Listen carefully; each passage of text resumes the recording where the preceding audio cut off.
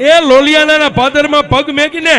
એટલે તારા ખંભે લોબડી હોય, લોબડીને ખોલી અને એક લોબડીનો શેડો હાથમાં લઈ મને આંકડાવાળીની યાદ કરી અને લોલિયાણાની 4 દેશ માથે આમ કરીને આમ શેડાની આંસ વાળજે.